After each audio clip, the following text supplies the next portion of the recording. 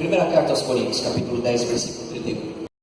Portanto, quer comais, quer bebais, ou façais qualquer coisa, fazei tudo para a glória de Deus. Nós sabemos que desde quando criança nós buscamos de certa forma saciarmos a nós mesmos. Toda criança tem um senso natural egoísta. Ela não quer dividir o brinquedo, ela não quer dividir o pão, ela não quer dividir o doce. Conheço uma certa criança que tem uma gaveta cheia de doces, e às vezes nós falávamos assim: olha, vamos tirar um pouco desse doce aí, vamos dar para outra pessoa. E esta criança ficava picuda, ficava brava. Onde se viu? E ela não vencia comer toda aquela gaveta cheia de doces. Mas isso faz parte da humanidade, de querer para si granjear as coisas. E eu fico observando esta palavra glória, que traz um peso no Antigo Testamento, cujo nome em hebraico é cabote. Lembra aquele episódio que a arca foi tirada de perto de Israel e de repente falou, né? E cabote, acabou-se a glória de Deus, foi-se embora a glória, né? Mas vai trazer um significado de algo que é pesado, algo que possui muitas posses. Possuir a glória não é fácil. Possuir a glória só é possível para uma pessoa, para aquela pessoa que pertence toda a honra, toda a glória e todo o louvor. Por isso nesta noite é com grande alegria que nós estamos aqui debaixo de um tema. Este é o meu lugar. O meu lugar aqui não é de destaque. O meu lugar aqui é pertencer a alguém que tem um destaque. Meu lugar aqui não é de glória. O meu lugar aqui é pertencer a alguém que tem a glória, e eu faço parte desta glória porque Ele faz parte de total controle da minha vida.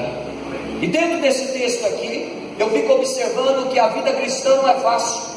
Não é simples fato de nós aceitarmos a Jesus, dizermos que o nosso nome está escrito no livro da vida, termos aquela famosa profissão de fé e não reportar mais nada, ou simplesmente, de certa forma, nós somente congregarmos, sermos dizimistas, ou frequentarmos um culto maravilhoso como este também, como a gosto de Deus, o aniversário desta linda igreja. Tudo isso ainda não é o suficiente, porque quando nós nascemos, nós temos que nascer com um propósito. E às vezes eu estou falando aqui ou pela internet com pessoas que ainda não sabem o propósito de Deus para a sua vida. E estão, quem sabe, batendo a cabeça, estão permeando nesta terra, mas de certa forma estão vazias, porque não sabem o porquê que elas vieram.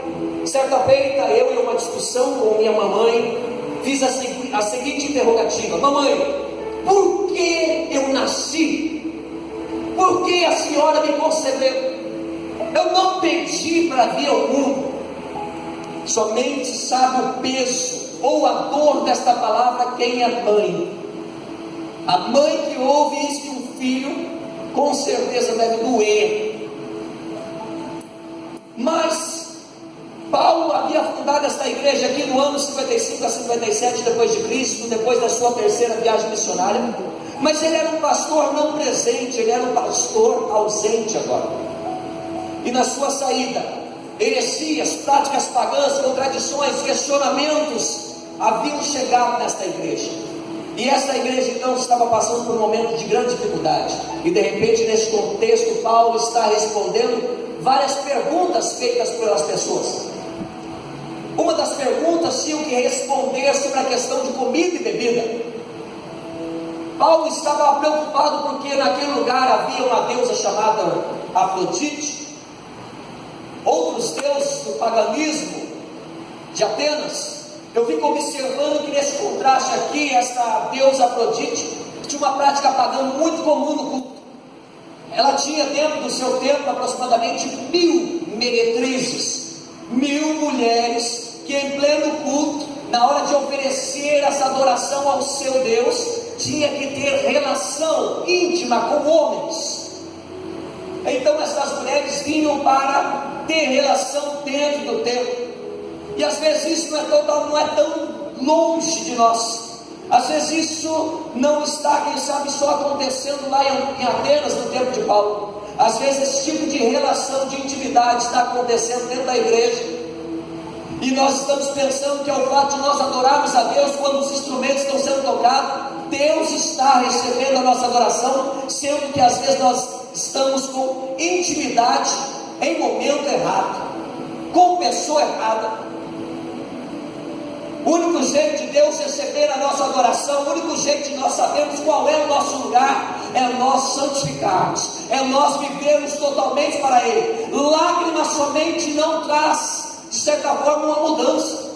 A mudança não vem através do remorso, a mudança vem através do momento em que nós achamos o nosso lugar. O nosso lugar é diante da presença de Deus em santidade. Glória a Deus.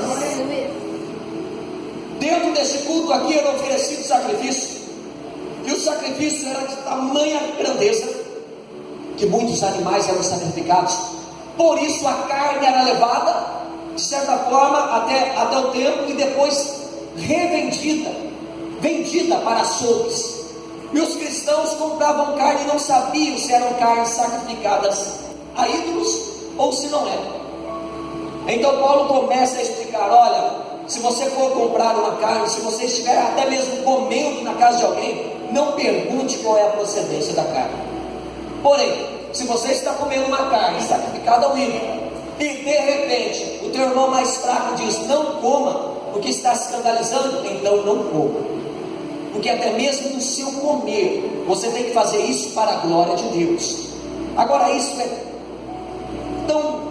é tão minucioso sobre as nossas vidas, porque não é só comer que envolve isso, é a nossa atitude, a nossa decisão.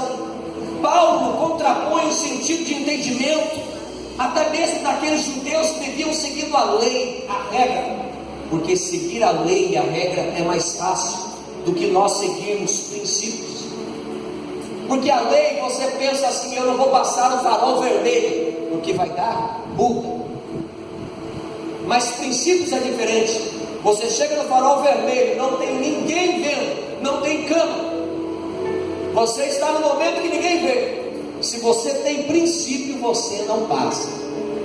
Mas se você não tem princípio, devido à lei, você burla ela. Como diziam alguns, as leis são como teias de aranhas que prende os fracos, mas estoura com os fortes. Paulo queria então ensinar essas pessoas que o mais importante é o que motivava a vida deles, e não o que estava servindo de regra em sua volta. A nossa motivação é algo que tem que ser muito bem observado, porque os judeus, os fariseus, jejuavam, dizimavam, oravam, pregavam nas sinagogas, frequentavam, discursavam, visitavam as viúvas, e Jesus reprovou a atitude deles. Jesus condenou. Então isso me prova nesta noite, juventude, que é possível pecarmos fazendo a coisa certa. Por isso que nós temos que olhar quais são as motivações que têm nos levado a seguir a Deus.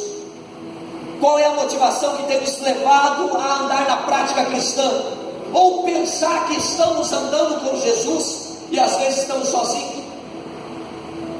Há pouco tempo atrás estava conversando com uma pessoa que faz parte da liderança, e esta pessoa desta liderança dizia que mais cedo ou mais tarde ela seria morta por um demônio, porque o demônio conversava com ela. Eu estou falando de crente do berço, eu estou falando de gente que já viu sinais, eu estou falando de gente que só faltou sair lá do Egito e ver o mar vermelho se abrir, e ver os codornizes chegarem, e ver a água sair da rocha. Eu estou falando de gente que conhece.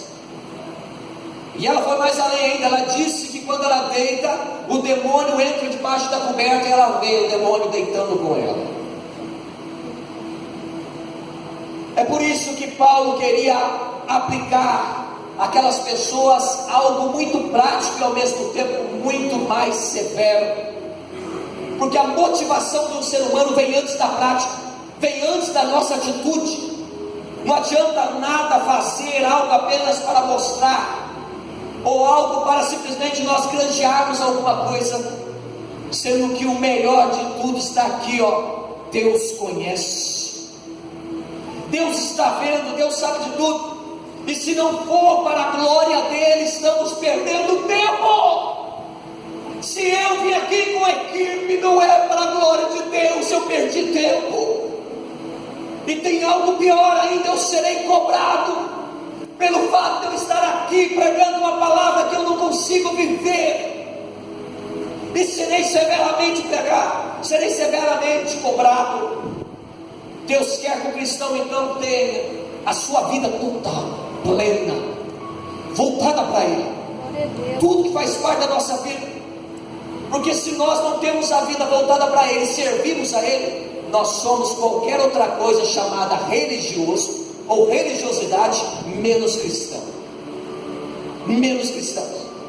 Daí nós começamos a passar pela fase: olha, eu não bebo, eu não fumo, eu não mato, eu sou bonzinho. E começamos a pesar isso na balança, como se Deus leva isso em conta. Mas às vezes o nosso coração é pecaminoso, e no oculto, no recôndito, nós somos outra pessoa, menos um cristão. E esta noite Deus quer nos colocar no nosso lugar. Amém. Glória a Deus. Nós somos imagem e semelhança dele. Glória a Deus. Deus deu de melhor por nós na cruz, foi o seu Filho único, e não foi nada fácil, porque pela nossa cauterização de memória, às vezes nós pensamos que pelo fato de Jesus ser um Deus, Ele sofreu pouco, ou Ele teria a capacidade de aguentar. Mentira, porque Ele foi sujeito às mesmas paixões, sentiu as mesmas dores. Ele teve fome, Ele teve sede, Ele teve sono, Ele teve cansaço, fadiga. Viver para a glória de Deus só é possível quando nós conhecemos qual é a vontade dEle para conosco. E a igreja de Corinto tinha essa deficiência. Aquele local onde foram dados vários dons, mas eles não valorizavam o menor que seja, ou de certa forma valorizavam apenas dons miraculosos. É diferente de hoje. Qualquer um que tem um dom de cura é seguido por várias pessoas. Qualquer um que tem um dom de profecia, revelação, é reverenciado por várias pessoas. Quantas vezes eu já não ouvi por aí: olha, eu sou discípulo de tal pessoa, eu sou discípula de tal pessoa, olha, eu oro com tal pessoa. Daí você pergunta: e você batizou? Você mudou de vida? Você é membro de qual igreja evangélica? Ah, de nenhuma ainda. Por quê? Porque valoriza dons miraculosos, como a igreja de Corinto, que desprezava os dons ministeriais, os 5 dons, seja o profeta, o pastor, o mestre, o evangelista. O importante para eles era somente sinais, mas não respeitar as autoridades. E isso Paulo